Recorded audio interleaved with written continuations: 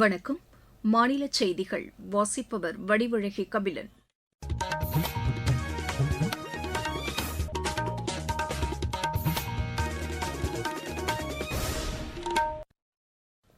தலைப்புச் செய்திகள்.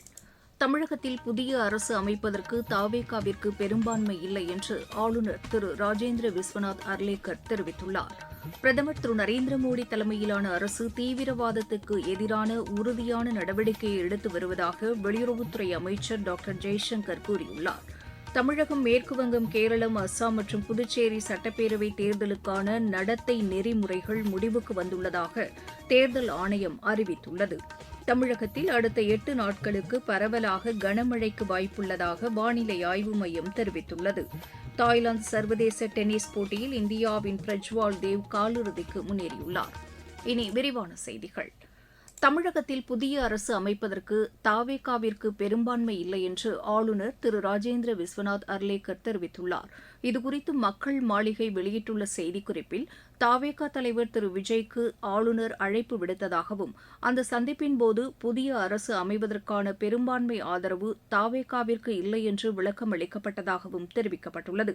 இதனிடையே தவேகா தனிப்பெரும் கட்சி என்ற நிலையில் ஆதரவு கோராமல் காங்கிரஸ் கூட்டணி கடிதத்துடன் ஆதரவு கோரியதால் பதவியேற்க அழைப்பு விடுக்க முடியாத சூழல் ஏற்பட்டுள்ளது என்று மத்திய அரசின் கூடுதல் வழக்கறிஞர் திரு சுந்தரேசன் ஆளுநருக்கு சட்ட ஆலோசனை வழங்கியுள்ளார். புதிய அரசு அமைப்பது தொடர்பாக ஆளுநர் கேட்டுக் கொண்டதன் பேரில் இந்த சட்ட ஆலோசனை வழங்கப்பட்டதாக எமது செய்தியாளர் தெரிவிக்கிறார். இந்நிலையில் தவேகா ஆட்சி அமைப்பதற்கான ஆதரவை திரட்டுவதற்கு தொடர்ந்து முயற்சி மேற்கொண்டு வருகிறது. தவேகாவுக்கு 112 சட்டப்பேரவை உறுப்பினர்களின் ஆதரவு மட்டுமே உள்ள நிலையில் பிசிக மற்றும் இடதுசாரி கட்சிகளிடம் ஆதரவு கோரி கடிதம் அனுப்பப்பட்டிருப்பதாக பிசிக தலைவர் திரு தொல் திருமாவளவன் கூறியுள்ளார். திமுக தலைவர் திரு மு.க.ஸ்டாலினுடன் இன்று அவர் ஆலோசனை மேற்கொண்டார். இந்த கூட்டத்தின்போது இடதுசாரி கட்சித் தலைவர்களும் உடனிருந்தனர். பின்னர் செய்தியாளர்களிடம் பேசிய திரு திருமாவளவன் தவேகாவிற்கு ஆதரவு அளிப்பது குறித்து கட்சிக் கூட்டத்தில் முடிவெடுக்கப்படும் என்று தெரிவித்தார். இந்நிலையில் அரசு அமைப்பது தொடர்பாக ஆளுநருக்கு எந்தவித அழுத்தமும் கொடுக்கப்படவில்லை என்று பிஜேபியின் மாநில செய்தி தொடர்பாளர் திரு நாராயணன் திருப்பதி கூறியுள்ளார். மக்கள் தவேகாவை தேர்ந்தெடுத்துள்ளதாகவும் அவர்கள் தங்களுக்கான ஆதரவை நிரூபிக்க வேண்டிய அவசியம் ஏற்பட்டுள்ளதாகவும் அவர் கூறியுள்ளார். ஆதரவு திரட்டும் நடவடிக்கைகள் மேற்கொள்ளப்பட்டு வரும் நிலையில் புதிய அரசை அமைப்பதில் தாமதம் ஏற்பட்டுள்ளதாக எமது செய்தியாளர் தெரிவிக்கிறார். தமிழக சட்டப்பேரவைத் தேர்தலில் வெற்றி பெற்ற திமுக உறுப்பினர்களின் கூட்டம் அக்கட்சியின் தலைவர் திரு மு.க.ஸ்டாலின் தலைமையில் இன்று சென்னையில் நடைபெற்றது.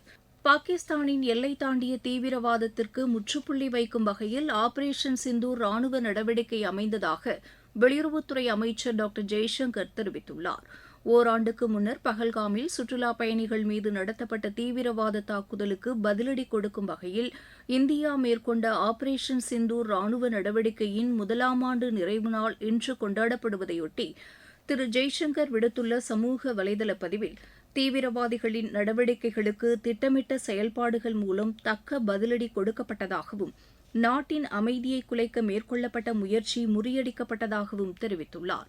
தீவிரவாதத்தை ஒருபோதும் இந்தியா அனுமதிக்காது என்ற உறுதிப்பாட்டை மீண்டும் ஒருமுறை இந்நாளில் நிரூபிக்கப்பட்டுள்ளதாகவும் அவர் கூறியுள்ளார்.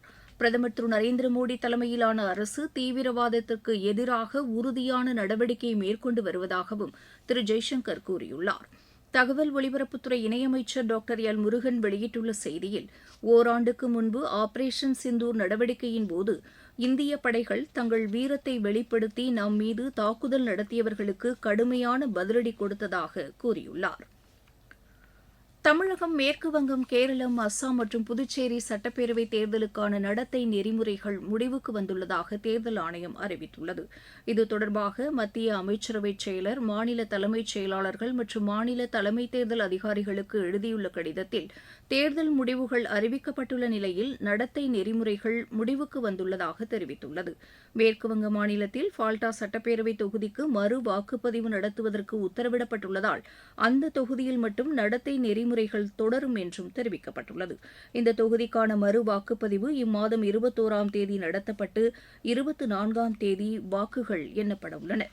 நீங்கள் கேட்டுக்கொண்டிருப்பது மாநில செய்தி அறிக்கை. தமிழகத்தில் அடுத்த 8 நாட்களுக்கு பரவலாக கனமழைக்கு வாய்ப்புள்ளதாக வானிலை ஆய்வு மையத்தின் தென்மண்டல இயக்குநர் டாக்டர் VR துரை தெரிவித்துள்ளார். எமது செய்தியாளரிடம் பேசுகையில் அவர் இவ்வாறு கூறினார்.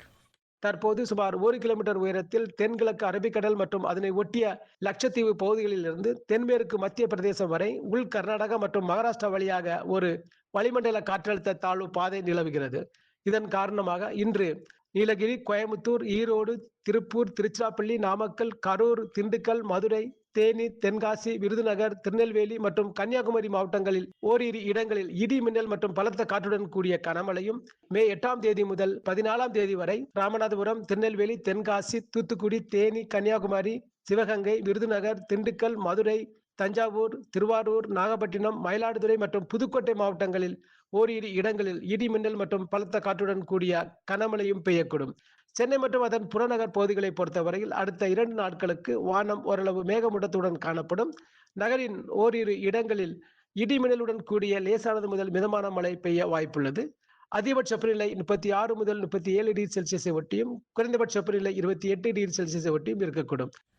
கோடை வெயிலின் தாக்கம் கடந்த சில நாட்களாக அதிகரித்து வரும் நிலையில் தமிழகத்தின் பல பகுதிகளில் நேற்று பெய்த மழையால் வெப்பம் ஓரளவு தணிந்துள்ளது.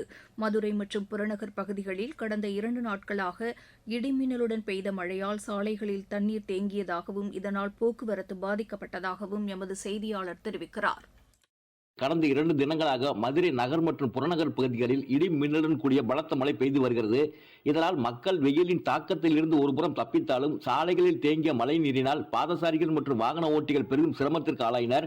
பெரியார் பேருந்து நிலையம் மற்றும் மாசி வீதிகளில் இவற்றை நாம் காண முடிந்தது. இதேபோன்று திருப்பரங்குன்றம், திருநகர், அவனியாபுரம் உள்ளிட்ட பகுதிகளில் நேற்று இரவு பெய்த கனமழை காரணமாக அவனியாபுரம் மாநகராட்சி அலுவலகத்தில் மழைநீர் சூழ்ந்தது. இதனால் இன்று மாநகராட்சி ஊழியர்கள் பணிக்கு வந்து செல்வதிலும், அலுவலர்கள் மற்றும் பொதுமக்கள் அங்கு வாகனங்களை நிறுத்துவதிலும் பெரும் சிரமத்திற்கு ஆளாயினர். இதற்கிடையே அதிகாரிகளுக்கு இதுகுறித்து தகவல் தெரிவிக்கப்பட்டதை தொடர்ந்து கழிவுநீர் உறிஞ்சும் வாகனம் மூலம் நீரை அங்கிருந்து அகற்றுவதற்கான நடவடிக்கைகளை அதிகாரிகள் மேற்கொண்டனர். மதுரையிலிருந்து எஸ். ரகுராஜா.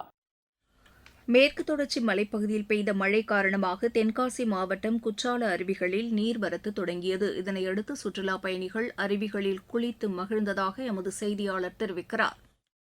தென்காசி மாவட்டம் மேற்கு தொடர்ச்சி மலை அடிவாரப் பகுதியில் அமைந்துள்ள குற்றாலத்தில் நேற்று மாலை முதல் நள்ளிரவு வரை தொடர்ந்து மலைப்பகுதிகளில் மழை பெய்ததால் 5 அருவி மற்றும் சிற்றருவிகளில் மிதமான தண்ணீர் வர துவங்கியது. இதன் காரணமாக பொதுமக்கள் கோடை விடுமுறையை கொண்டாடுவதற்காக குடும்பமாக குழந்தைகளுடன் பல பகுதிகளிலிருந்து வரக்கூடிய சுற்றுலா பயணிகள் அருவியில் குளித்து மகிழ்ந்து செல்கின்றனர். இதனால் கூட்டம் களைகட்டி காணப்படுகிறது.